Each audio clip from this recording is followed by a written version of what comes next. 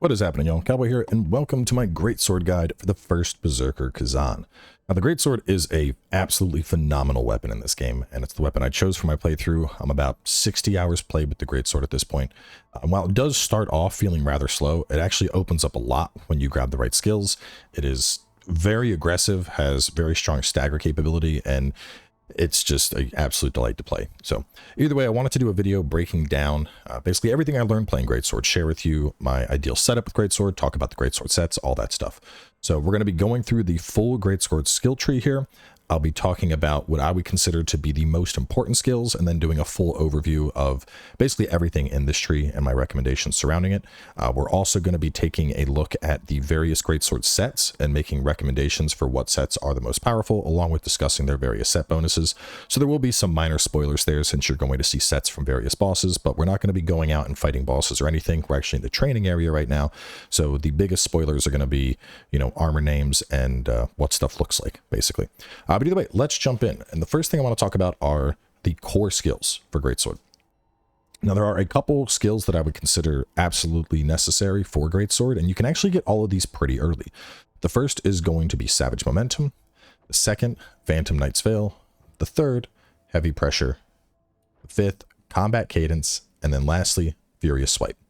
Now let's talk about each of these skills and then expand on why. First up, savage momentum is effectively going to just replace our swift attacks. The only time you're really going to do a regular light attack after getting this is if you're trying to kill like a wolf or a basic soldier. This is our opener. This allows us to chain into all of our other abilities, and it is a absolute core move, one of those don't leave home without it type of things.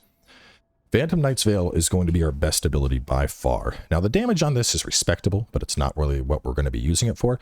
The real advantage of this is when we put this up, we're going to get a buff.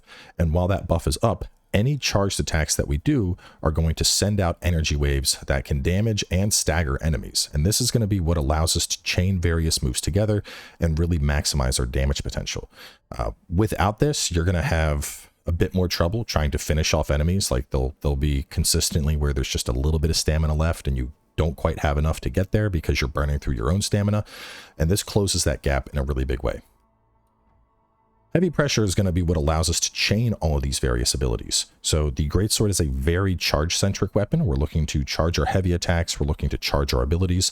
And what heavy pressure does is essentially open up the loop between like doing an initiation and going in with savage momentum, and then from there we can do a potent blow, and then going into an ability, and then we can go into a potent blow, and then going into a different ability, and then going into a potent blow. And that's going to be what fully opens up our combat chain and allows us to really pull the various abilities together. Over here we have combat cadence, and this is basically our core move. It's going to be our engagement. So with combat cadence, and especially with savage momentum, we can do a double dodge attack into savage momentum, which gives us a very strong opener. Later we're able to chain that into things like mortal blow, and then later on in the game we can also use furious swipe to supplement this even further, allowing us to dodge through enemy attacks and then go into that combat cadence opening. And so that just really pulls everything together and gives us a much easier approach to combat. So you're not just like standing there manually charging stuff. And then the last one, which I mentioned briefly here, furious swipe. Not only is this a fantastic engagement tool, but if you time it properly, it ends up being completely free. It's stronger than a regular dodge attack. And once we get the upgrade for it, we can use this to chain into our full opener combo. So before we go in depth into the full tree, let's actually just talk about the combo. Let me show off how this stuff works. I'll pull up the controller so y'all can see the buttons I'm pressing. And real fast, I just got to build up meter a little bit.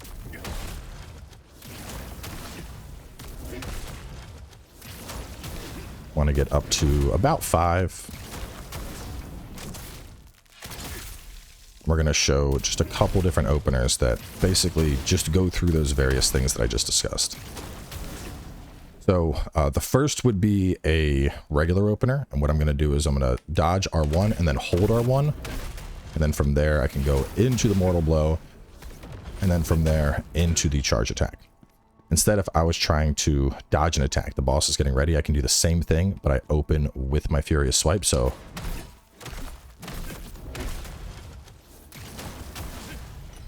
at some point I want to get this up and then go into a big charge from there. Then I could go into a different move, and go into a big charge from there. And you can kind of see how this stuff is weaving together. And so what we're really doing is aiming to throw out a potent blow after pretty much every skill. And this is going to expend a lot of spirit, but we're able to get it pretty fast with the right setup, which we are going to talk about with this build. Some other stuff that's worth noting for engagement later on, we can do that and then chain into the quick potent blow with that, which is pretty nice. The regular brink attack, once again, I just want to talk about this because this took me a little bit of time to figure out, but that's really just like 2 button presses. So dodge R1, and then right around the time that first sword swing hits, you're just pressing R1 and holding it a second time. So now, and that second hit and that follow-up hit with the Savage Momentum, those are all just from 1 button press by holding it down. Whereas if you try to do this manually, it looks like that, not nearly as fluid. So definitely something to practice with. That's going to be a really big opener. And then obviously once we get the upgrade, we can do the same thing, but initiating it with that special move there, with that Furious Swipe at the start. Now hopping on in and talking about the full skill tree in general. So as I already mentioned, Savage Momentum, you know, this is amazing.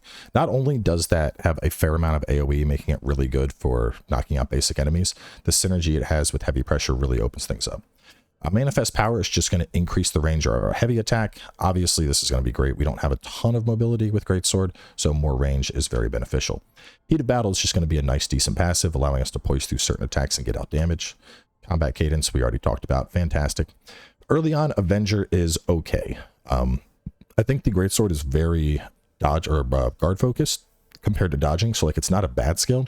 It's just early on, the damage you're getting out of this is not very high. So it might be worth it if you're doing a ton of brink guarding. But in general, I think there's better points to focus on. Going over to here, Overwhelm, I have a bit of a complicated thought with. So it increases the charging speed and damage of attacks chained after the final attack of Swift Attack or Savage Momentum, which means our 1, 2, 3 light attack combo. But we're not really using that. Most of the time, we're using Savage Momentum. Now, late game, I think this has some potential because of the damage modifier it's going to provide. So that damage is then going to boost Mortal Blow. But the charging speed is kind of negated out through heavy pressure. So I do think there is some value here, but I don't really think it's worth it early on because heavy pressure is going to take care of our charging. In a similar fashion, Mortal Blow is a fantastic ability, but I don't think this is worth picking up at all until you get access to Mortal Blow Bloodshed. Regular Mortal Blow is, just to put it in perspective, it'll be like, this is like 500 damage. Once we get Mortal Blow Bloodshed, it goes up to like 2,000 damage. So it's a massive, massive difference in how powerful it is, and also adds really strong AoE capabilities. This also works with Mortal Blow Nascence.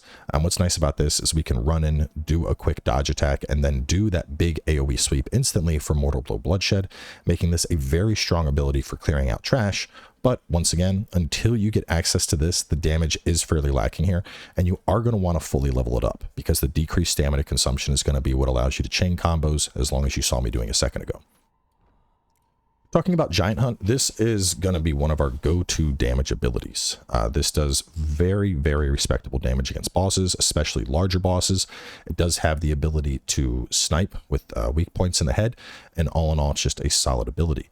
Eventually, this gets the upgrade for Giant Hunt Leap, and this adds a little forward momentum into the move. I wouldn't quite describe it as a gap closer. It's roughly the same length as a charged potent blow after you have Manifest Power. But regardless, if you're right on top of the target, it's going to give you a couple additional hits and just pull the damage up of Giant Hunt that much more. Taking a talk about Ghost Arm Block. This is another one I have a iffy relationship with. So the idea here is this lets us do a brink guard while we're charging up our potent blow. Now, if you're just doing manual charges, this is obviously going to have a lot more value, but most of the time we're looking to fast charge via heavy pressure.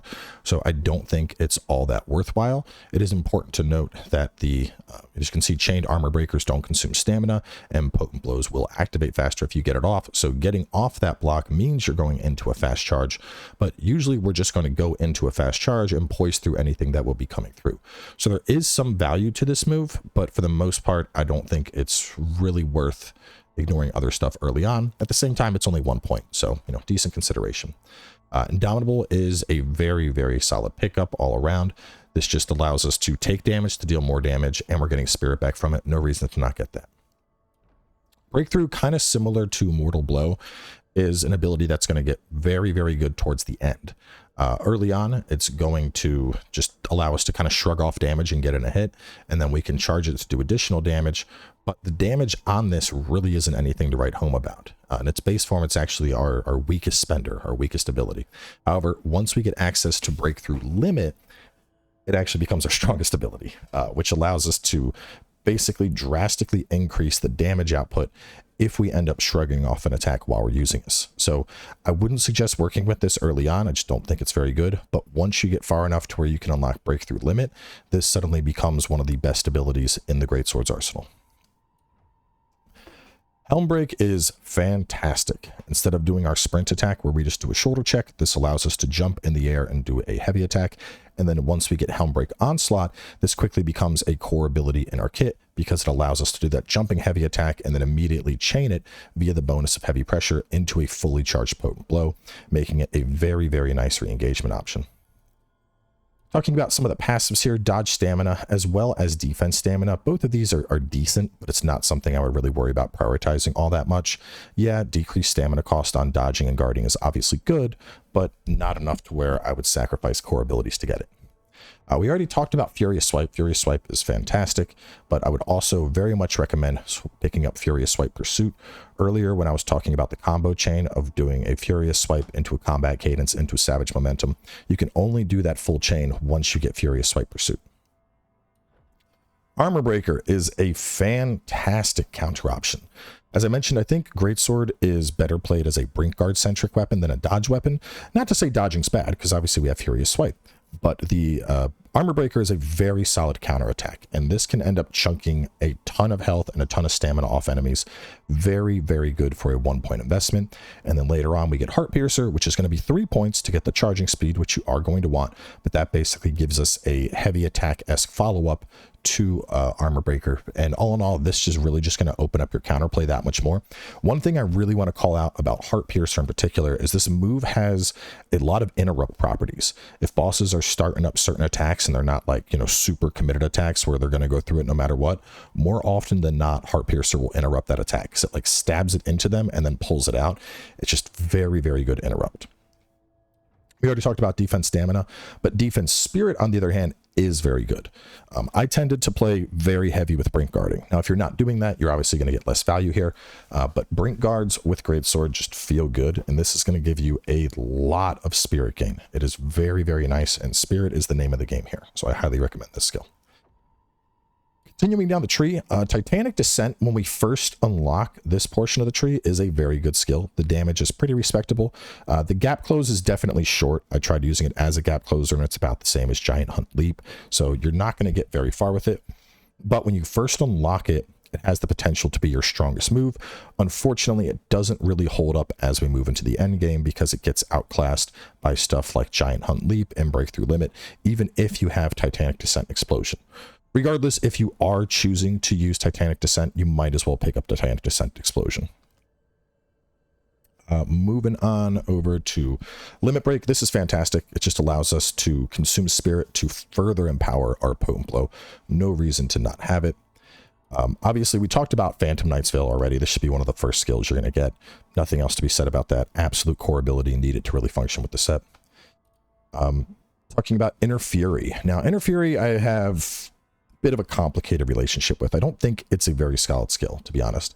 We're going to get a decent AoE out of it, and it's going to do some respectable damage, but then we get a buff that is 15 seconds, and this buff can be amplified further, but you know, the idea behind this move is we're increasing our charge speed, but we kind of already accomplished that through heavy pressure. So personally, I think it is a bit of a waste when it comes to points because we're already kind of fulfilling the need for the fast charge attacks without utilizing points in Inner Fury. And when it comes to spending spirit, I think that spirit is better spent elsewhere. Talking about Warcry, also an ability that I just don't really feel is all that worth it.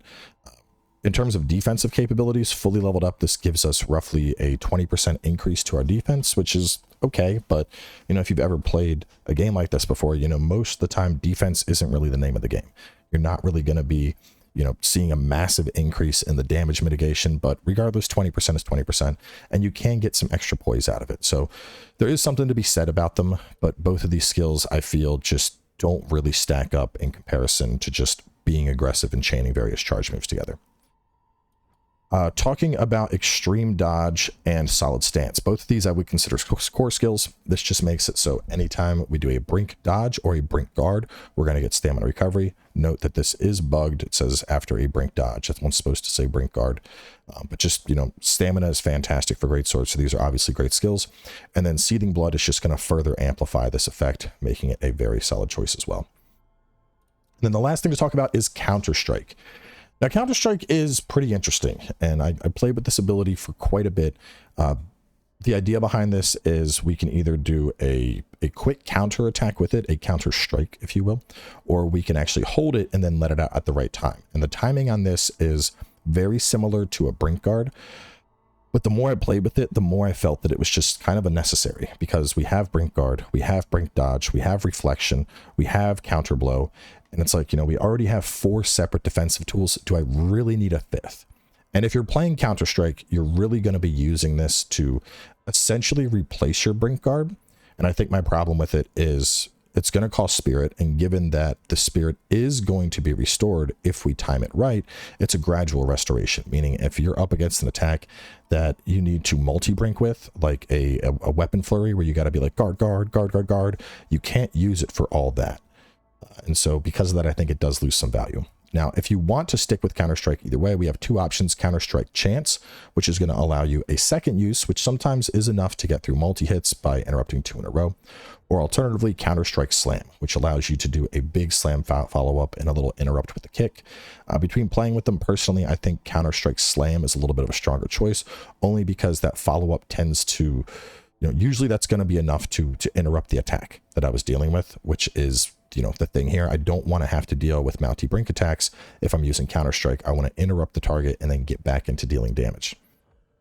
Lastly, there's Counter-Strike Shift, and this basically just allows us to go into a swift attack or a potent blow out of our combo, which is very solid because you can do things like Counter-Strike Slam and then follow it up into the charge potent blow, which is decent for damage. But like I said, the big thing to consider here is, do you want another defensive tool in your arsenal? If the answer is yes, feel free to play with Counter-Strike. Now, the last thing I want to talk about are all the locked skills. You can see a couple of them are red. These 2 are locked. This is locked. These are locked. And the way locked skills work is as you progress through the game and you start unlocking set bonuses are going to amplify certain skills. So my particular set bonus gives me Limit Break Apex, which allows me to charge my heavy attack up to an even further level. I also have Phantom Thanatos Wave, which is going to drastically increase the damage of the waves on Phantom Knight's Veil. And so this one is basically an upgrade to Ghost Arm block. This one is an upgrade to Bloodshed. This one is a standalone upgrade for one of the sets we'll take a look at. There's an upgrade for Titanic Descent. There's an upgrade for Heart Piercer and Armor Breaker. There's actually even an upgrade for Furious Swipe. And so that is where all of these come into play, is it's different upgrades that you have the potential to use depending on what set you're working with. So let's actually go ahead and take a look at that gear and go through it, and I'll talk about recommended greatsword sets. Now to start, this is the set that I am fully behind. This is the Flesh Ripper set. You get this pretty late. This is from fighting Hismar. Big benefits here are going to be 15% more charge damage, 15% more charged attack stamina damage. Almost everything we do is a charged attack, so that's basically just a 15% damage and stamina increase across the board. We get Limit Break Apex, and then when your weapon gets up to epic rarity, you also get Phantom Thanatos Wave. And so just to showcase the difference from this, if I was to do a regular Thanatos Wave, you can see I got like 3 little attacks in and then that big hit. By comparison, if I did the same thing, but with Phantom Thanatos Wave and Limit Break Apex,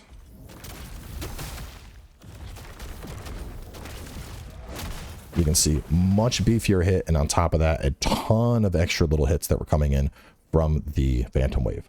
Now, just to put this in perspective, with the damage I was getting earlier and testing it out, my fully charged heavy attack did right under 30,000 with the Hismar sword. With the other sword, it did a bit under 20,000. So you're looking at around a 50% increase, which I think is definitely worthwhile for a single additional point. And then the Phantom Wave is actually wild. Doing a Phantom Wave, you can see all those little extra 508s that are popping up. Testing that to the base one, where you're just getting 3 hits, was a 240% increase which is insane because everything we're doing is a charge attack. And so when we have this set, you know, we're seeing all these little extra micro charge hits that are going in. That's going to add up a lot. It's going to pump out a lot of damage into the target. It's going to really keep them down and weak. And that is why I would consider this to be the best go-to greatsword set in the endgame. Now, moving on from there, some others that I'm a really big fan of. The Sentinel's Greatsword, this is part of the Crimson Fiend set. Now to talk about the Crimson Fiend set, this is a enraged base set that functions around Mortal Blow. And basically your Mortal Blow and charged attacks are going to give a stamina recovery. We have Enrage, so anytime we're low on stamina, we get a damage increase. We have an extra 10% damage in all of our charged attacks, which is solid.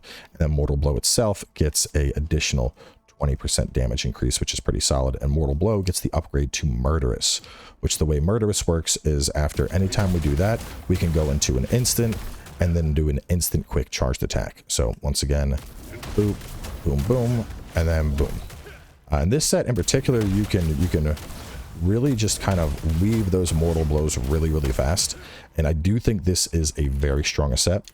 This one does not come from a boss. When you're in like the last third of the game, you're going to have some side missions and you'll just find the full Crimson Fiend set in chests. And then soon after that, you'll find the ability to craft it in another side mission. But this is just a pure offensive set. You know, it's based around us being low on stamina. It is a light armor set, so it's not going to be as beefy as things would be compared to Flesh Ripper.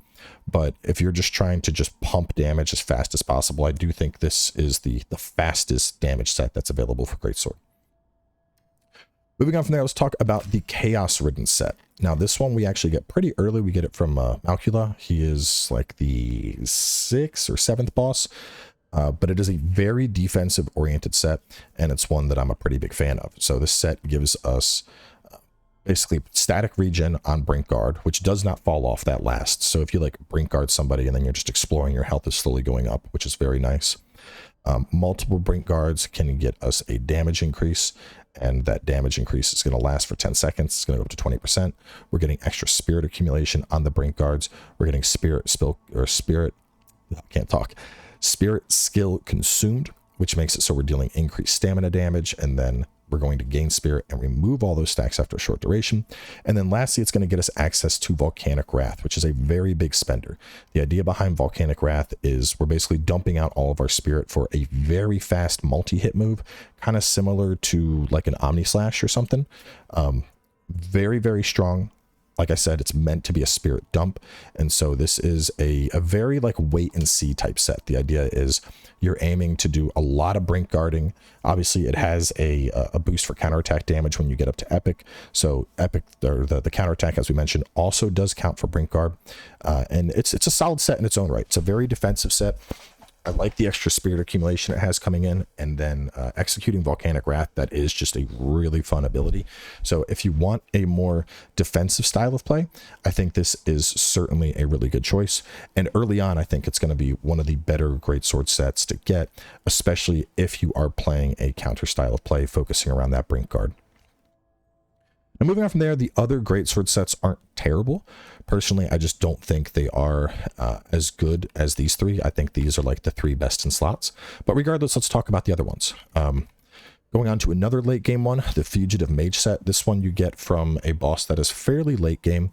And this is another set that is very counter type based. So we have charged attack damage increase, guard stamina damage decrease. Armor Breaker is going to deal additional stamina damage. Anytime we Brink Guard, we're going to be dealing more stamina damage. Heart Piercer gets a damage increase.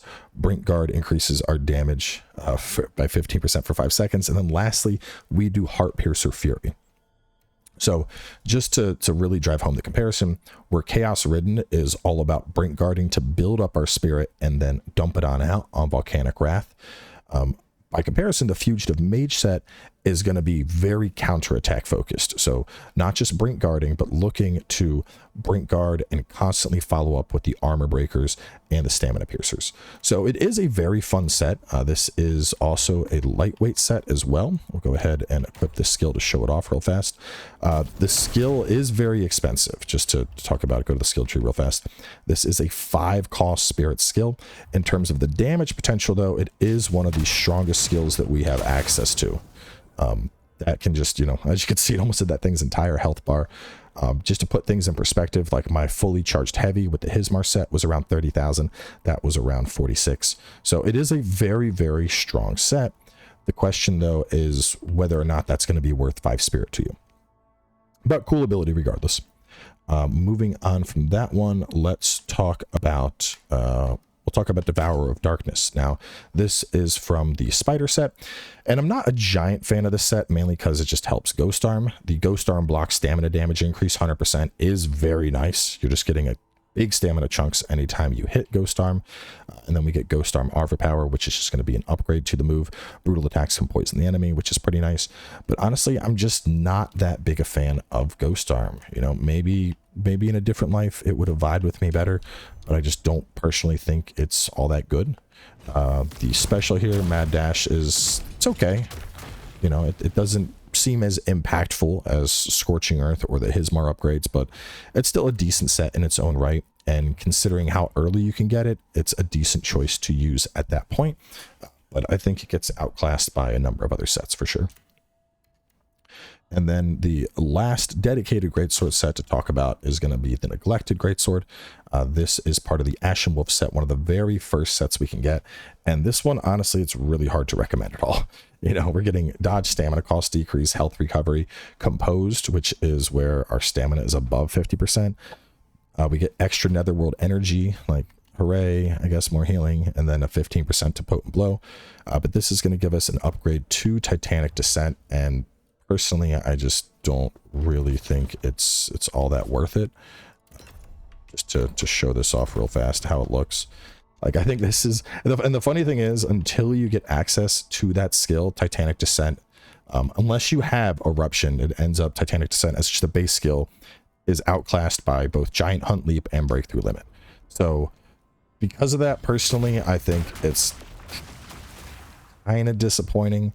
You know, it's okay. It's just it's very lackluster, I feel. You know, it doesn't have the impact that a lot of the other abilities have. And so I think it kind of just falls apart a little bit. Now to talk about some other stuff, obviously early on we have the Soul Cleaving Greatsword and the Soul Eater set. You can use this with any weapon type build. It's just a decent all-around set. Phantom Judgment allows you to chain your staggers. So just to talk about that briefly, the idea is that when I get something down, I can sit here and continue attacking it, continue get damage in, and then execute Phantom Judgment before that little reticle runs out. And then I can do it again and then do my critical before the reticle runs out. So it basically resets the reticle timer, allowing you to pump more damage while the enemy is staggered, which is a very decent set bonus. But, you know, outside of just wanting stuff like enemy defeated health recovery, I don't think it is a particularly good set for the endgame. Now, when we're talking about sets, there's 2 great swords that we haven't looked at, and these are going to be part of our auxiliary set. But before that, let's talk about the Vibe and Jar. Now, late game, when you've been collecting all of your various jars, once you get up to the second to last 2 tiers, both epic and legendary, you can get a jar that's going to function very similar to a Yasakani from Neo in the sense that it's going to reduce set requirements. So set item requirement decreased -1, meaning I only need to have access to 5 pieces of a set to get the 6-piece bonus, and then a single ring and necklace can give me the subsequent 3-piece bonus for those sets. So you're definitely going to want to get a jar regardless. But with that in mind, talking about these various set bonuses, I've brought both of those great swords out. And there's 2 that we're really going to talk about, either the Defector set or the Bishop set. And both of these they're very good. But just to talk about each of them, going for the Defector set, this is going to give us a extra 0.15 spirit accumulation on any brink guard, and then on top of that, charged attack gives us spirit accumulation. Now personally, this is my go-to choice because this is going to make sure that I always have spirit coming in, whether I am guarding or attacking, and it feels really good to have that spirit constantly coming in. But if you want to go for a more offensive option, The bishop set is going to make it so anytime you pull off a brink dodge, 10% more stamina damage, and then if you happen to do it with the furious swipe, you're going to have 15% more flat damage. So both of these are very, very solid. It just comes down to whether you want more damage or you want more spirit, because this is effectively 15% damage and 10% more stamina damage, whereas this is going to be a lot of spirit. This is really just going to come down to preference, but personally, I really liked having the extra spirit come in. And with that, we have covered everything there is to know about greatsword. So once again, there's just the full skill tree. Just to go through a couple of the base combos again. Like I said, the dash in, you know, we can go from that into the fully charged heavy attack. The one, and then follow that up with the mortal blow. Another thing is when this reticle is winding down, wait until the very, very last second, just like I did right there, because you don't need to immediately execute the attack.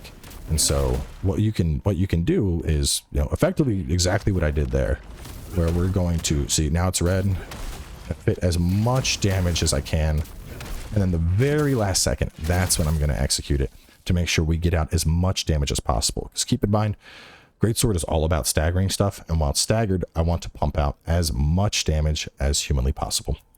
Last thing to talk about, I guess, are stats. So there are two soft caps to keep in mind here. You're going to have a soft cap at 30 and you're going to have a soft cap at 60.